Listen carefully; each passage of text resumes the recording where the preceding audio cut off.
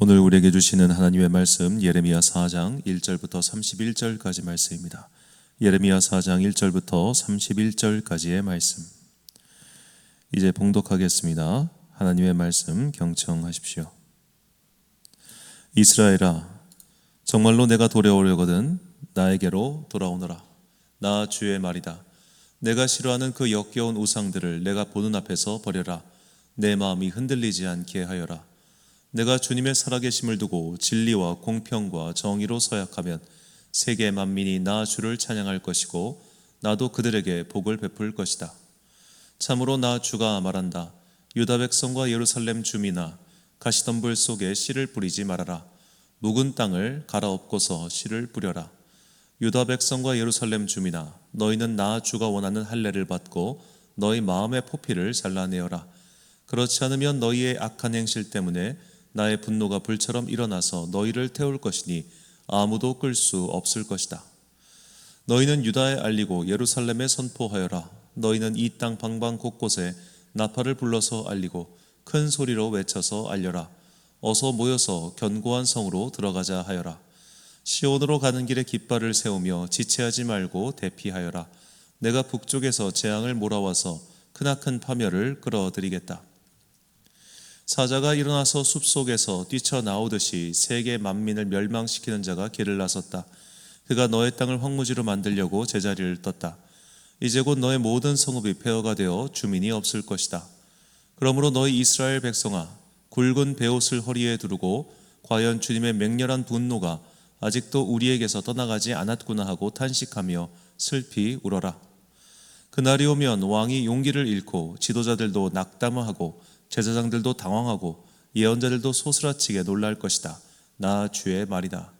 그때 내가 이렇게 아뢰었다. 아, 주 나의 하나님, 진실로 주님께서 이 백성과 예루살렘을 완전하게 속이셨습니다. 예루살렘은 안전하다 하셨으나 이제는 칼이 목에 닿았습니다. 그때가 오면 이 백성과 예루살렘이 이런 말을 들을 것이다. 소용돌이 치는 열풍이 사막에서 불어온다. 나의 딸 나의 백성이 사는 곳으로 불어온다. 이 바람은 곡식을 키질하라고 부는 바람도 아니고 알곡을 가려내라고 부는 바람도 아니다. 그것보다 훨씬 더 거센 바람이 나 주의 명령 따라 덮으러 닥칠 것이다. 백성에게 심판을 선언하시는 분은 바로 주님이시다. 적군이 먹구름이 몰려오듯이 몰려오고 그 병거들은 회오리바람처럼 밀려오며 그 군마들은 독수리보다도 더 빨리 달려온다. 이제 우리는 화를 당하게 되었다. 우리는 망하였다. 예루살렘아, 내가 구원을 받으려면 너의 마음에서 악을 씻어버려라. 내가 언제까지 흉악한 생각을 너의 속에 품고 있을 작정이냐. 이미 단이 소리친다. 에브라임 산이 재앙의 소식을 전하여 이르기를 이 소식을 여러 나라에 알리고 예루살렘에 전하여라. 적군이 먼 땅에서 몰려와서 애워싸고 유다의 성읍들 쪽으로 전쟁의 함성을 지른다. 적군이 논밭지기들처럼 사방으로 예루살렘을 둘러싼다. 그 도성이 주님께 반역하였기 때문이다 한다. 나 주의 말이다. 너희 모든 길과 행실이 너에게 이러한 재앙을 불러왔다. 바로 너의 죄악이 너에게 아픔을 주었고 그 아픔이 너의 마음속에까지 파고들었다. 아이고 배야, 창자가 뒤틀려서 견딜 수 없구나. 아이고 가슴이야, 심장이 몹디 뛰어서 잠자코 있을 수가 없구나. 나팔 소리가 들려오고 전쟁의 함성이 들려온다. 재난이 꼬리를 물고 일어난다. 온 나라가 황무지가 된다. 호련히 나의 천막집도 무너지고 순식간에 나의 장막집도 찢긴다. 저 전쟁 깃발을 언제까지 더 바라보고 있어야 하는가? 저 나팔 소리를 언제까지 더 듣고 있어야만 하는가? 나의 백성은 참으로 어리석구나. 그들은 나를 알지 못한다. 그들은 모두 어리석은 자식들이요 전혀 깨달을 줄 모르는 자식들이다. 악한 일을 하는 데에는 슬기로우면서도 좋은 일을 할 줄 모른다. 땅을 바라보니 온 땅이 혼돈하고 공허하다. 하늘에도 빛이 전혀 보이지 않는다. 산들을 바라보니 모든 산이 진동하고 모든 언덕이 요동한다. 아무리 둘러보아도 사람 하나 없으며 하늘을 나는 새도 모두 날아가고 없다. 둘러보니 옥토마다 황무지가 되고 이 땅의 모든 성읍이 주님 앞에서 주님의 진노 앞에서 허물어졌다. 나 주가 말한다. 내가 온 땅을 황폐하게는 하여도 완전히 멸망시키지는 않겠다. 이 일 때문에 온 땅이 애곡하고 하늘이 어두워질 것이다.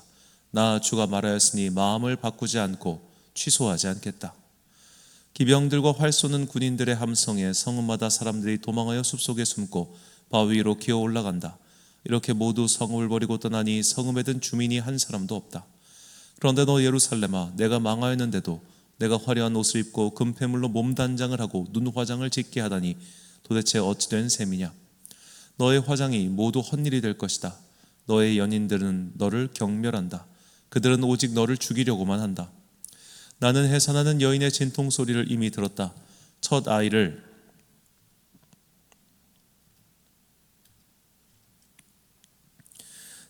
낳는 여인처럼 신음하는 소리, 딸 시온이 몸부림치는 소리다. 딸 시온이 손을 휘저으며 신음하는 소리다. 이제 나는 망하였구나. 그들이 나를 죽이려고 달려든다 하는구나. 아멘.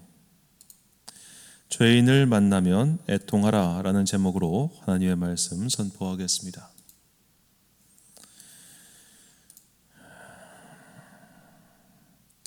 자, 우리가 세상에서 좀 안 좋은 일이 일어나거나 그런 사회적 무리를 일으킨 어떤 사람들의 이야기가 나오면 대뜸 욕부터 하고 볼 때가 참 많습니다. 어떻게 저런 일을 할 수가 있냐부터 시작해서 다양한 참 그런 비난의 화살을 돌리기도 하죠. 근데 이것은 비단 요즘에만 일어나는 것이 아닙니다. 교회 역사를 보면 초창기 그런 문제가 있었어요. 이제 로마의 국교가 되기 시작, 기독교 공인받기 전에 막 제국에 의한 핍박이 있을 때 이런 일이 있었습니다. 너 기독교를 부인하면 살려줄게, 이런 식으로 해가지고 그때 주님을 부인했던 자들이 있었어요. 근데 이들이 이제 돌아온 거예요. 공인됐으니까. 그때 문제가 됐던 것이 한 번 배교했던 사람, 한 번 주님을 부인했던 사람, 이 사람이 베푼 성례, 성찬이나 예배 이런 것들은 유효한가, 이걸 가지고 크게 논쟁이 붙은 적이 있습니다. 그렇게 한 번 주님을 배반한 자들, 한 번 주님을 떠난 자들은 히브리서의 말씀이 있잖아요. 그걸 의거해서 그들의 성례도 전부 다 무효하다, 세례도 무효하고 성찬도 무효하다라는 주장이 있었고, 그 집례자의 어떤 상태와 별개로 성례는 그 자체로 거룩한 힘을 가지고 있기 때문에 상관없다, 그런 식의 논쟁이 있었습니다. 그 논쟁이 있었다는 것도 중요하지만 더 중요한 것은 예전부터 우리는 어떤 사람이 죄를 지었을 때, 그리고 그 죄가 좀 컸을 때 그를 대하는 성도들의 태도를 말하고자 하는 겁니다. 일단 멀리하고 싶어 합니다. 꺼려집니다. 기왕이면 우리 공동체에서 좀 사라졌으면 좋겠습니다. 자, 그런 마음들이 있겠죠. 더구나 그런 일을 벌인 사람이 나와 일면식이 없는 생판남이에요. 그럼 그때 우리 어떻게 합니까? 마치 우리가 내 마음에 안 드는 정치인들 욕하고 내 마음에 안 드는 연예인들 욕하듯이 나의 삶에서 크게 상관이 없는 어떤 사람이 사회적인 무리를 일으켰을 때, 어떤 잘못을 저질렀을 때 마구 비난을 쏟아내죠. 그래서 모든 것이 그런 것은 아니겠습니다만, 예를 들어 이제 목회자의 예를 들 수밖에 없는데, 목회자들이 가끔씩 뉴스 일면에 나올 때가 있지요. 안 좋은 일, 좋은 일은 한 번도 나오지 않아요. 안 좋은 일로만 나오는데, 자, 여하튼 그런 일이 벌어졌을 때 그 교회의 성도들이 그를 바라보는 시선과 그와 전혀 한 번 말 한마디 나눠보지 않은 사람들이 그를 바라보는 시선이 같겠습니까? 저는 오히려 그분과 가까운 사람들은 그를 그렇게까지는 욕 안 할 것 같아요. 우리는 어쩌면 우리가 그를 욕하고 그를 비난하는 것은 그와 전혀 관계없는 삶을 살고 있기 때문일 겁니다. 우리는 제3자에 대해서는 가혹하리만큼 비판적입니다. 자, 이렇게 자꾸만 세상에서 어떤 일을 벌인 사람들, 뉴스에 오르락내리락하는 사람들, 그 사람들을 마치 죽일 놈 마냥 비난하고 욕하는 그 마음은 도대체 어디서 비롯된 것일까요? 그것 또한 죄라는 것을 우리가 잊어서는 안 되겠습니다. 자, 오늘 본문은 우리에게 죄의 본질에 대해서 가르쳐주고 있습니다. 자, 자, 본문 14절과 18절 말씀. 예루살렘아, 내 마음의 악을 씻어 버리라. 그리하면 구원을 얻으리라. 내 악한 생각이 내 속에 얼마나 오래 머물겠느냐. 내 길과 행위가 이 일들을 부르게 하였나니 이는 내가 악함이라.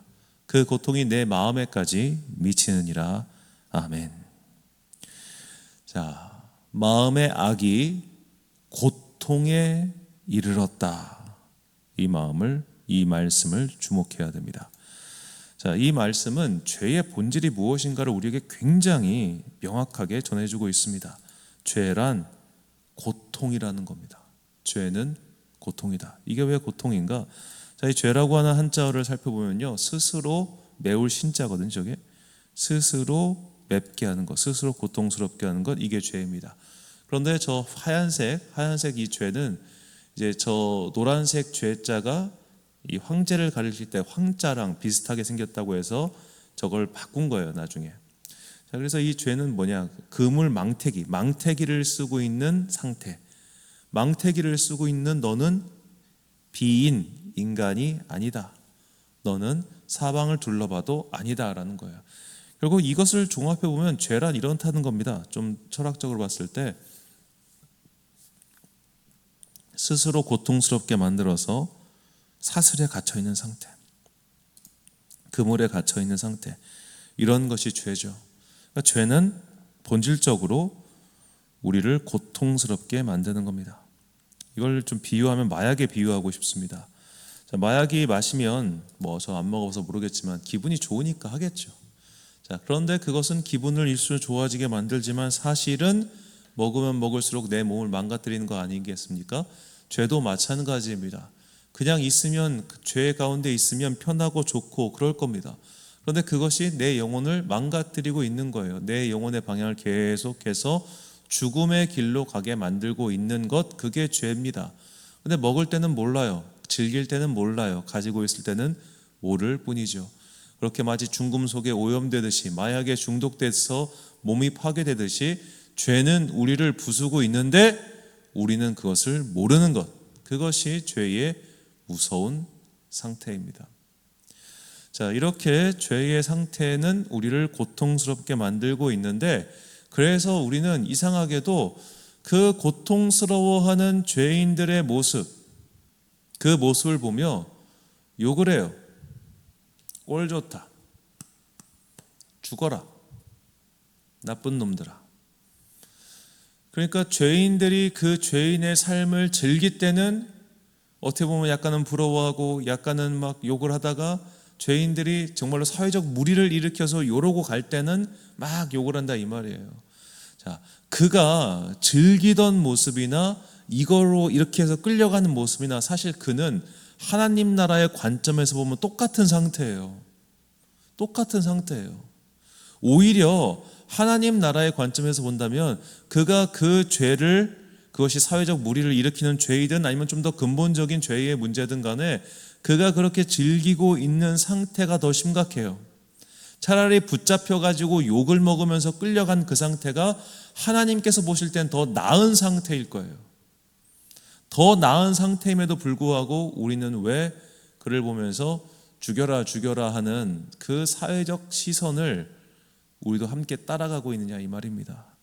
즉, 남들 욕할 때 왜 같이 욕하느냐 이 말이에요.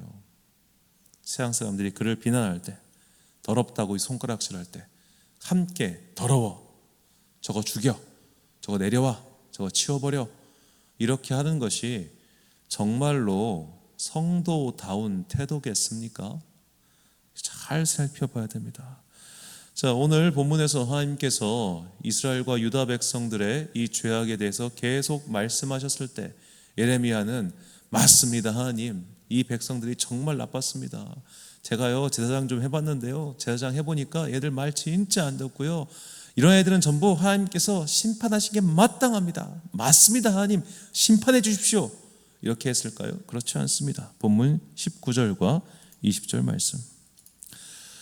슬프고 아프다. 내 마음속이 아프고 내 마음이 답답하여 잠잠할 수 없으니 이는 나의 심령이 나팔 소리와 전쟁의 경보를 들음이로다.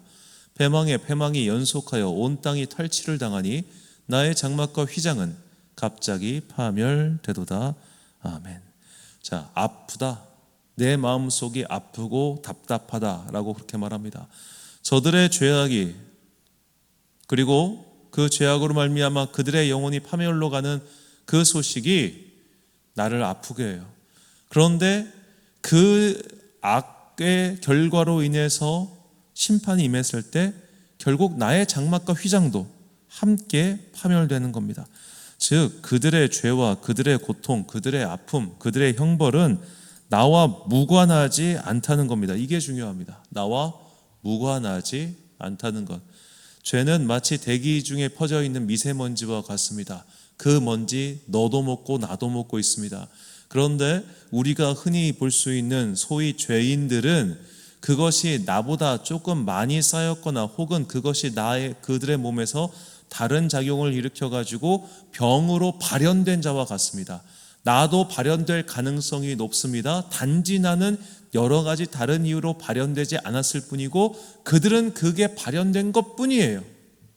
본질상 똑같은 진노의 자녀입니다. 내가 하나님을 믿던 아니면 나는 저들과 다른 정결한 삶을 살던 사실은 본질은 우리는 똑같은 걸 먹고 있는 죄인이에요.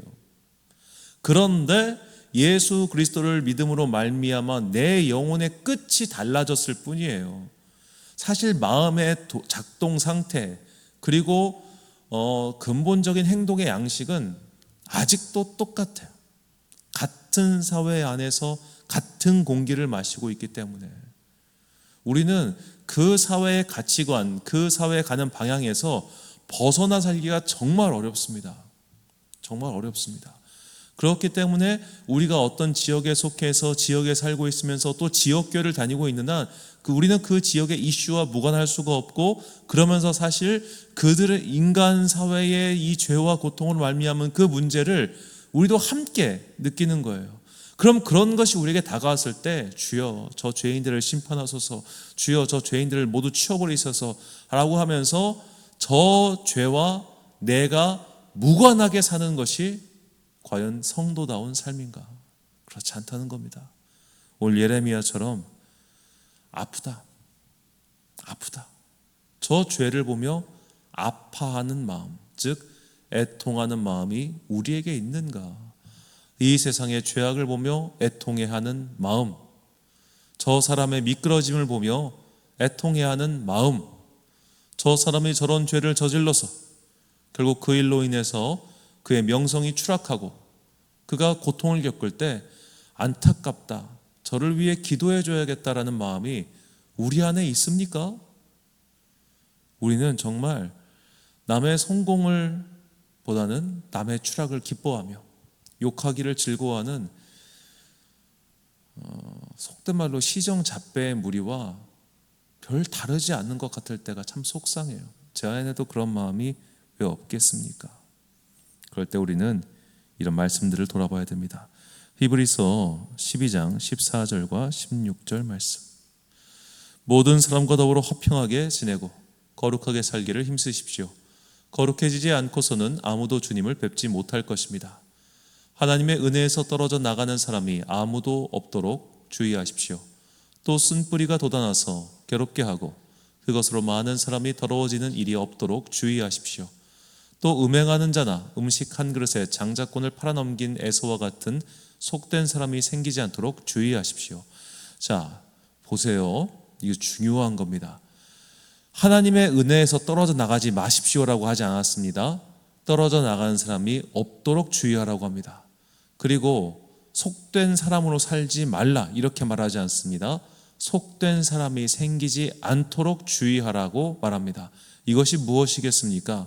공동체 속에서 일어난 죄의 문제는 나와 상관이 있다 없다 있다는 거예요. 공동체 안에서 우리 구역에 속해 있는 사람이 나랑 같은 교회 다니는 사람이 이런 문제를 저질렀어요. 그 문제 보면서 그 권사님 왜 그랬대? 아우 그 권사님 못됐네 이렇게 할 게 아니라 어머 어떡해, 너무 아프다. 그분이 그런 잘못을 저질러서도 아프지만 그분이 그것을 내가 그분의 그런 것을 도와주지 못하고 그분을 바른 길로 인도하지 못했구나. 내가 그분과 함께 신앙생활하지 못했구나. 그것을 애통해하는 마음이 우리 안에 있냐 이 말이에요. 같은 공동체 안에서 일어나는 그 일을 마치 남의 일처럼 여기면서 아유 권사님 망했대? 아유 그럴 줄 알았어. 이런 식의 말을 혹시라도 내가 내뱉고 있다면 회개합시다. 여하튼 주님께서는 우리를 공동체로 부르셨습니다. 우리가 그 공동체를 크게 확장하면 지역, 교회, 학교, 직장, 사회, 나라, 민족, 그리고 전 세계가 될 것입니다. 예수님이라면 이 세계에서 일하는 모든 일들에 대해서 애통하는 마음을 가지셨겠죠. 우리가 예수 그리스도의 마음을 품고 있다면, 그리고 품고 싶다면, 우리 또한 이 세상에서 일어나고 있는 고통의 문제, 누군가가 인생이 넘어지는 것도 그에게 고통이라면 그 고통도 나의 고통이 되어야 하지 않겠습니까? 쉽게 비난하고 쉽게 욕하고 누군가의 넘어짐을 즐거워하는 마음이 혹여라도 내 안에 있다면 그것을 회개하시고 정말로 애통하는 마음, 예수님의 마음을 달라고 언제나 기도하셔야 됩니다. 저 또한 마찬가지죠. 로마서 12장 15절과 16절 말씀 봉독하겠습니다. 즐거워하는 자들과 함께 즐거워하고 우는 자들과 함께 울라. 서로 마음을 같이하며 높은 데 마음을 두지 말고 도리어 낮은 데 처하며 스스로 지혜 있는 채 하지 말라. 아멘. 사랑하는 광성교회 성도 여러분, 그리고 이 새벽을 함께 깨우고 계신 귀한 주님의 자녀 여러분, 이 세상에서 일어나는 모든 일은 나와 무관하지 않습니다. 단순히 경제적인 관계를 넘어 하나님 나라의 관점에서 볼 때 저곳에서 일어난 일, 저 사람에게 일어난 일, 저 사람이 행한 일은 나와 무관하지 않습니다. 그러므로 다른 사람을 손가락질하거나 욕하지 마십시오. 그것은 하나님께서 보실 때 자기 얼굴에 침 뱉기나 마찬가지입니다. 성도들이 죄인들의 소식을 들을 때, 또 죄인들의 행동을 볼 때 취할 태도는 분명합니다. 저들을 나와 별개로 여기지 마시고 그들을 위해 기도하고 그들의 행동을 반면교사로 삼아 자신을 돌이켜야 합니다. 무엇보다 우리는 죄인들을 향한 애통하는 마음, 슬퍼하는 마음, 안타까워하는 마음을 거둬서는 안 됩니다. 주님께서 나를 보고도 똑같이 생각하고 계시다는 것을 잊지 마십시오. 죄인을 앞에 두었을 때 혹은 어떤 죄의 문제에 대해서 과도한 비난이나 흥분은 오히려 자신의 무언가를 감추기 위한 방어기제인 경우가 많습니다. 성도가 취할 가장 바른 태도는 죄인을 비난하지 않으시고 그들에게 새로운 삶의 길을 열어주셨던 예수님의 모습이며 오늘 말씀이 보여주는 애통하는 마음이라는 것을 잊지 마십시오. 사람의 죄보다 중요한 것이 하나님의 마음이라는 것을 잊지 마시고 우는 자와 함께 울고 웃는 자와 함께 웃는 주님의 사람들이 되시길 예수님의 이름으로 축원합니다. 기도하겠습니다. 사랑과 은혜가 풍성하신 아버지 하나님, 우리에게 주님의 마음을 주옵소서. 세상 사람들과 똑같이 어떤 사람의 추락에, 어떤 사람의 넘어짐에, 어떤 사람의 죄의 드러남에 박수치고 욕하고 비난하고 악성 댓글을 다는 그런 모습 이제 우리 안에서 버리게 하여 주옵소서. 내 입술이 누군가와 만났을 때 다른 사람을 비난하고 흉보기보다는 그를 칭찬하고 격려하고 애통해야 하고 긍휼히 할 수 있는 그런 예수님의 마음으로 가득 채워 주옵소서. 우리의 입술의 열매를 통하여 그리스도의 영광만이 드러내게 하여 주옵소서. 어제 오늘 많은 눈으로 인해서 출퇴근의 어려움들을 겪고 있습니다. 일상의 불편함 속에서도 주님을 향한 감사를 잊지 않게 하시고 주님께서 여름의 더운 햇살과 겨울의 이 추운 바람과 또 눈을 주신다는 것, 이것이 복과 은혜라는 것을 깨닫게 하여 주옵소서. 오늘도 성도들의 삶을 지켜주시고 특별히 병약한 성도들 주님께서 치유의 빛을 비춰주사 그들에게 삶의 건강함과 새로운 힘이 돋아나게 하여 주옵소서. 이 모든 말씀 우리를 보시며 애통해 하시고 우리를 긍휼히 여기시며 우리가 당신의 마음을 품기 원하시는 예수 그리스도의 이름으로 기도드립니다. 아멘. 오늘의 기도 제목입니다. 죄인을 보며 나의 의로움을 뽐내고 있었다면 회개합시다. 애통하는 마음, 가슴 아파하는 마음, 곧 예수님의 마음을 달라고 기도하십시오. 오늘 주신 기도의 제목 가지고 기도와 묵상에 힘쓰는 하루 되시길 바랍니다. 기도하겠습니다.